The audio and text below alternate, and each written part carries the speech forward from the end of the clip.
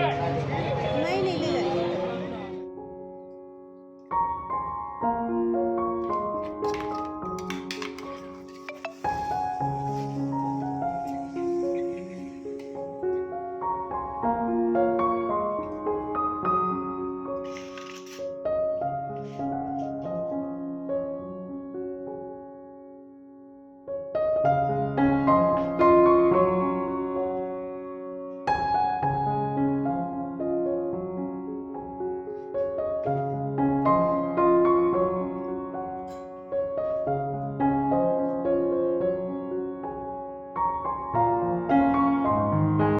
अस्सलाम वालेकुम वरहमतुल्लाहि वबरकातुहू। कैसे हैं आप सब? आई होप आप सब खैरियत से होंगे और आप सबकी दुआओं से अल्हम्दुलिल्लाह मैं भी एकदम ठीक हूँ। तो ये व्लॉग ना मैंने स्टार्ट किया था सुबह सहरी से।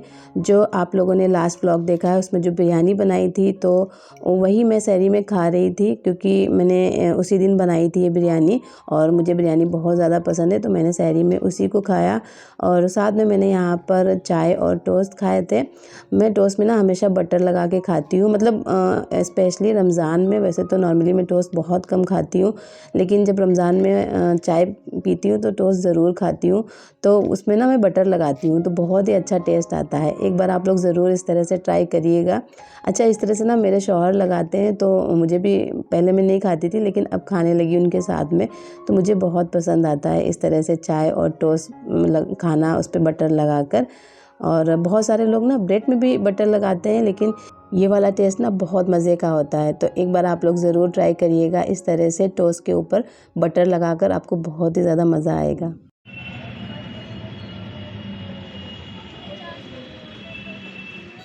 अच्छा जी, तो सहरी के बाद में मैंने कुछ भी शूट नहीं किया था। फिर हो गई थी दोपहर और दोपहर में मैं आ गई थी मार्केट। दोपहर क्या, शाम का ही वक्त था, करीब 3 बज रहा था। तो मैंने सोचा चलो ईद की थोड़ी सी शॉपिंग कर लेते हैं। और मैं और मेरा बेटा अकेले थे और हस्बैंड मुझे ऑफिस से ही ज्वाइन करते वो शाम को। तो उन्होंने बोला कि तुम मार्केट चली जाओ और मैं तुम्हें शाम को ज्वाइन कर लूँगा वहाँ से। नहीं भैया, जो पसंद है साइज़ नहीं है।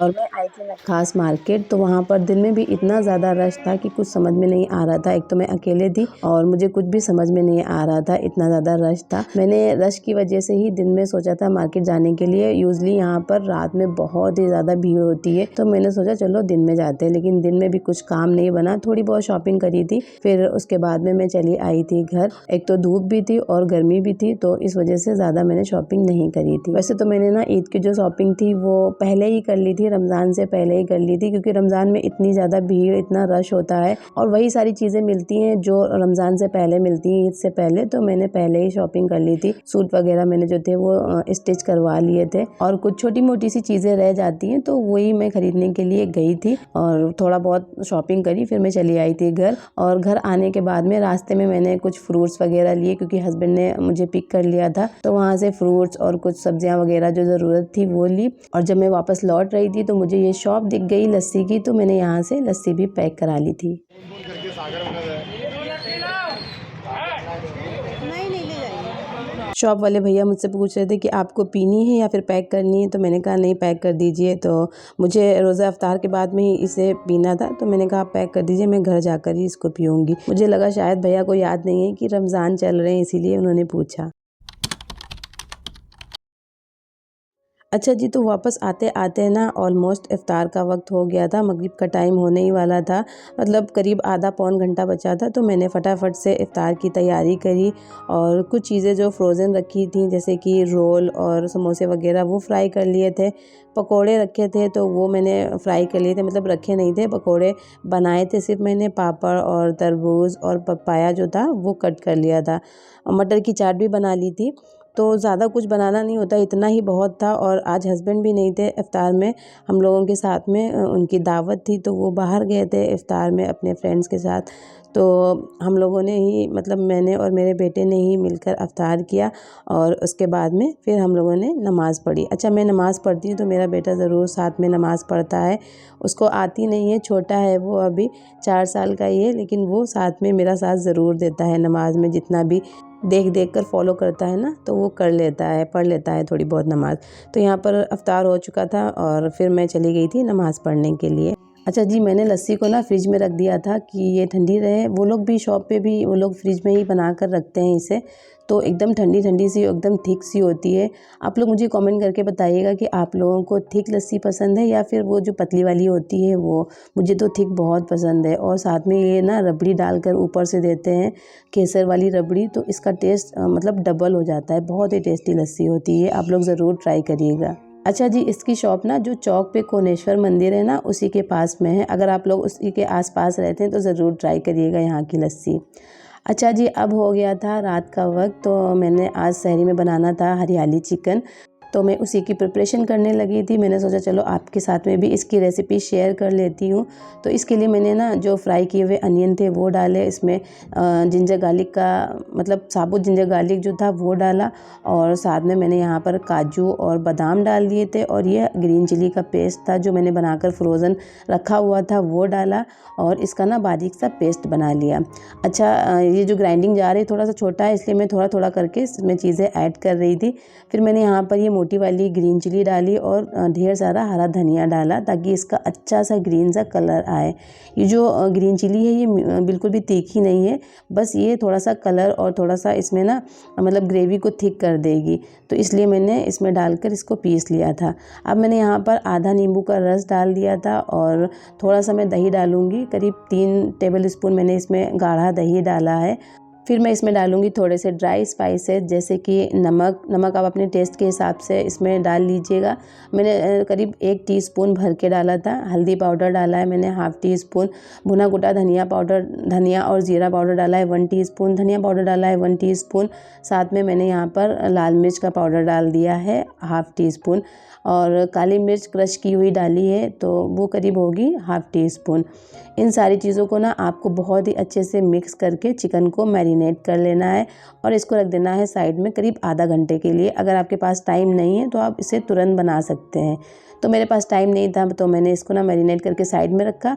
फिर मैं इसे बनाने की तैयारी करने लगी। तो यहाँ पर मैंने तेल गरम किया, उसमें डाल दिया है थोड़े से साबुत मसाले, जैसे कि तेज़पत्ता, बड़ी इलायची और 1 दालचीनी का टुकड़ा। फिर मैंने इसमें डाल दिया ये मैरिनेट किया हुआ चिकन। अब इसको अच्छे से भून लूँगी और ढक कर इसे भूनूँगी। ये इसी जो चिकन का पानी छूटेगा ना, इसी में कुक होगा और भुन भी जाएगा।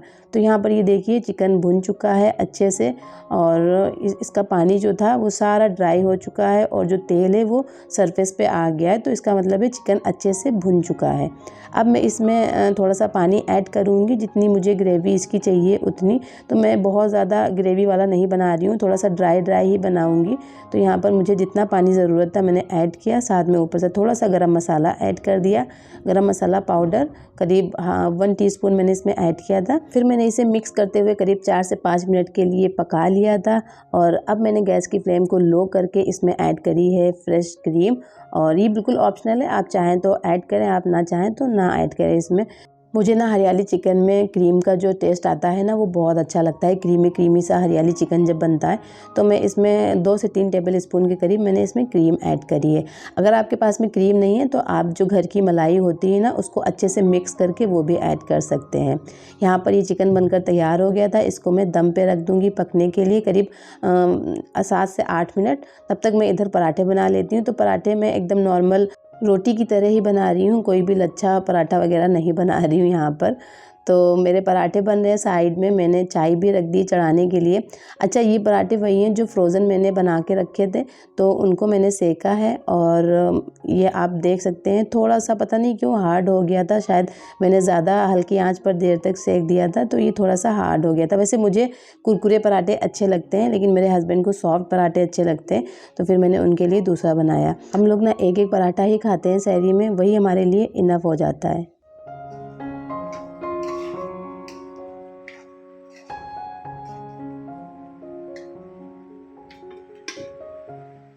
अच्छा जी, तो चिकन हमारा हो गया था रेडी, चाय भी बन गई थी और पराठे भी मैंने बना लिए थे। तो अब मैं अपने शौहर को उठा दूँगी। जब सारी चीज़ें मैं कंप्लीट कर लेती हूँ तभी मैं उन्हें उठाती हूँ। फिर वो उठते हैं, नमाज़ पढ़ते हैं और सहरी कर लेते हैं। तो थोड़ा-सा टाइम भी मिल जाता है, और हम लोग ना सहरी ख़त्म होने से आधा घंटे पहले ही फ़ारिग हो जाते हैं सहरी करके। तो हम लोगों को थोड़ा-सा टाइम मिलता है ताकि उसमें हम पानी वग़ैरह पी लें, तो हमारी जो बॉडी है वो एकदम हाइड्रेट रहे और दिन में हमारी बॉडी में पानी की कमी ना हो। तो कोशिश किया करें कि आधा घंटे पहले ही सहरी कंप्लीट कर लें और उसके बाद में अपनी बॉडी को हाइड्रेट करने के लिए पानी ज़रूर पिएं। सिप बाय सिप पिएं, थोड़ा थोड़ा करके, लेकिन पानी ज़रूर करीब 1 गिलास 1.5 गिलास तो पी लिया करें। तो यहाँ पर मेरी सहरी कंप्लीट हो चुकी थी। उसके बाद में बारी आती है मेरी जो मेडिसिन वगैरह हैं उनकी। तो यहाँ पर मैंने अपनी मेडिसिन भी खा ली थी और खाने से पहले की भी होती है, खाने के बाद भी होती है, तो खाने के बाद वाली मैंने खा ली थी। फिर हम लोगों ने थोड़ी देर बैठ के बातें करी और हो गई थी अज़ान। अज़ान होने के बाद में फिर नमाज़ पढ़ के हम लोग सो गए थे। सुबह फिर उठने के बाद में कुछ भी शूट नहीं किया था क्योंकि बॉडी ना थोड़ी सी मतलब एक लेज़ी जोन में चली जाती है, कुछ भी करने का मन नहीं करता है और बस उठो, नमाज़ पढ़ो, कुरान पढ़ो, उसके बाद में इफ़्तार वगैरह तैयार करने लगो। तो इसलिए मैंने कुछ भी शूट नहीं किया था। और यहाँ पर मेरी जो इफ़्तारी थी ये मैंने बना ली थी। और ये मिर्ची के पकौड़े मैंने ना छोटे वाली मिर्ची जो होती है, मतलब छोटे से होते हैं जिनका अचार बनता है, उनके पकौड़े बनाए थे। फ्रूट चाट थी, वाटरमेलन था और ये जो पापड़ है ये मैंने चावल से घर पे ही बनाए थे, वो थे। आलू का चालू था, कस्टर्ड, दही बड़ा, जो कि रेगुलरली हमारे यहाँ बनता है, मतलब यही अवतार रहता है। कुछ एक आध आइटम जो होते हैं वो बदल जाते हैं, बाकी यही चीज़ें डेली की डेली बनती हैं। शौहर मेरे सिर्फ फ्रूट्स और दही बड़ा ही खाते हैं, वो ज़्यादा कुछ चीज़ें ट्राई नहीं करते हैं। तो मैं अपने लिए सोचती हूँ क्या बनाऊँ, और एक आध आइटम कुछ बनता नहीं है। जब बनती है तो क्वांटिटी थोड़ी सी ज़्यादा हो जाती है, फिर वो वेस्ट होती है। तो इसलिए मैं कुछ भी नहीं बनाती हूँ, बस थोड़ी बहुत चीज़ें जो मैं खा सकती हूँ वही बनाती हूँ। तो यहाँ पर ये सारी चीज़ें मैं लगा रही थी दस्तरखान पर। मेरा बेटा भी मेरी हेल्प कराता है मेरे साथ में, और वो भी सारी चीज़ें मेरे साथ में ही दस्तरखान पे लगाता है, फिर हटा के भी रखता है। यहाँ पर ये मुझे ना आलू की टिक्की बहुत पसंद है। तो जब भी मैं ट्रेन से कहीं जाती थी, ट्रैवल करती थी, तो ये रास्ते में मिलती थी, मतलब स्टेशन पे, तो मुझे वहीं की याद दिलाती है। मुझे बहुत ज़्यादा पसंद है ये टिक्की। तो मैं कोशिश करती हूँ कि ये ज़रूर बनाऊँ, लेकिन अब ये भी मैंने छोड़ दिया है बनाना, क्योंकि ये बनती हैं तो ये इसे भी मेरे शौहर नहीं खाते हैं और बेटा भी नहीं खाता है, बहुत कम खाता है, थोड़ा सा स्पाइसी होता है, तो फिर वो 2 दिन तक मुझे ही खानी पड़ती है। तो मैंने इसको भी बनाना छोड़ दिया है। अच्छा जी, जब तक अफ्तार लगा रही थी इतनी देर में मेरे नेबर के यहाँ से ये आ गई थी इफ्तारी। तो उसमें था ये दही फुल्की, चाट और ये फ्रूट्स वगैरह और कुछ पकौड़ी और कुछ मीठा था। तो ये सारी चीज़ें मैंने ये भी दस्तरखान पे लगा दी थी।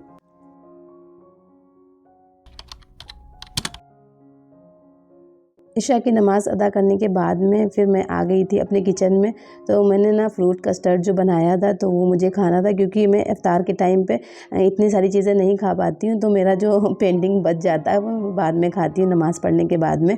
तो यहाँ पर मुझे कस्टर्ड खाना था, मैंने नहीं खाया था। मैंने सोचा चलो थोड़ी देर रेस्ट करते हैं और कस्टर्ड खाते हैं, फिर जाते हैं सोने के लिए। आजकल हमारे यहाँ कस्टर्ड ना हर तीसरे चौथे दिन बनता है, क्योंकि मेरे बेटे को बहुत पसंद है।